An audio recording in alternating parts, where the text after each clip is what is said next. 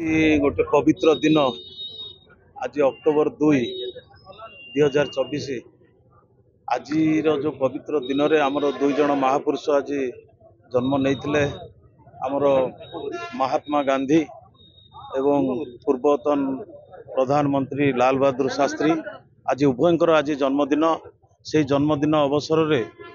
आज आमर समस्त कार्यकर्ता महात्मा गांधी जो लक्ष्य थिला स्वच्छ भारत से ही लक्ष्य रे आज तांको जयंती रे आमे रोगी मानू फल प्रदान कलु एवं स्वच्छ भारत पे हॉस्पिटल परिष्कार परिच्छन्न किभली हम से आमे गोटे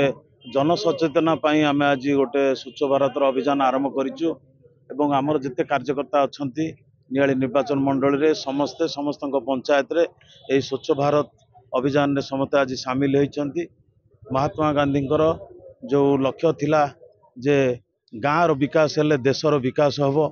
से ही धारा एवं तांकर जो चिंताधारा थिला राजनैतिक सामाजिक अर्थनैतिक आध्यात्मिक ये जो चिंताधारा तांकर थिला से चिंताधारा को नहीं जो अहिंसा आंदोलन है भारत स्वाधीनता है से परिप्रेक्षी रे भी आमे समस्त को आज सचेतन कराऊचु आउ तांकर लक्ष्य पूरण पे किभली भाव में गाँव विकास हम पंचायतर विकास हम देशर मध्य विकास हम किभली लोक माने आत्मनिर्भर हो पारिबे निजे निजे कुटीर शिल्प करिवे निज देशर निजर जिनस को से माने समस्ते व्यवहार करिवे एटा गोटे गांधींकर मूल लक्ष्य थिला ताकू मध्य आमे सचेतन कराइछु लोक माने मध्य सेतिरे वर्तमान जेमती खदी व्यवहार को प्राधान्य दिया जातला वर्तमान खदी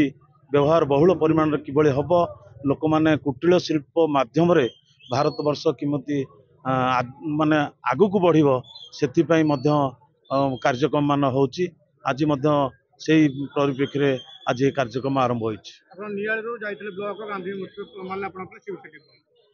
आमे जेहेतु आमर ब्लॉक प्रशासन परिसर भितर महात्मा गांधी जो रही जो मूर्ति रही सेठी आमे माल्यार्पण कलु एवं अन्य माने कले जे जो महात्मा गांधी देला परे सेठु आसिक आमे हॉस्पिटल में पहुंची के जो कार्यक्रम आमे हाथ को नै छी। फोन ओ सांगसाथी आपन को पिलाटीर पाठ पढ़ा और कैरियर को प्रभावित करूची कि आपन सेति पे विब्रत कि तेबे आज ही आसंतु आपन चाहूतिबा मन लागी संपूर्ण आवासिक स्कूल